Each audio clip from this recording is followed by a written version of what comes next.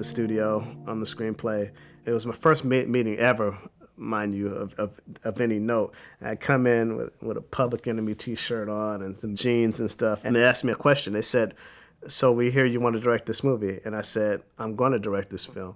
And they said, well, why do you think you can direct this film? And I said, because I was born to direct it. And I said, well, what if we want to just give you some money and we'll have somebody else do this film? I said, well, then we have to end this meeting.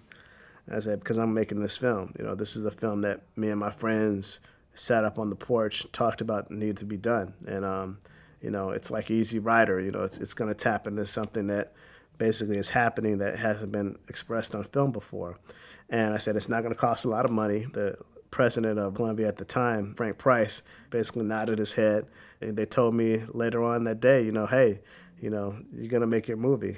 And then I was scared because I was like, oh, man, you know, because I hadn't really directed anything. I directed, you know, stuff on video and some 8mm shorts with no sound on them and stuff, but it hadn't been no applicable thinking of how to shoot a film.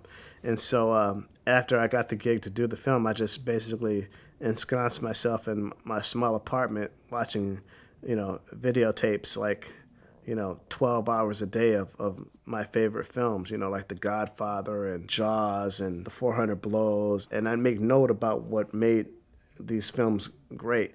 I have a big note that I'd used at that time, showing characters in relationship to their environment, whatever that means, but having a shot that basically the environment and the characters are interacting and expressing a certain theme that's trying to be conveyed into the scene. Like, you know, where the little boy is walking up the street alone from school, and in the background there's some men playing dice, and then a fight breaks out, and he turns over his shoulder and looks at it. And it says so much, you know, with one shot. I think it's, there's a thing in still photography called reportage.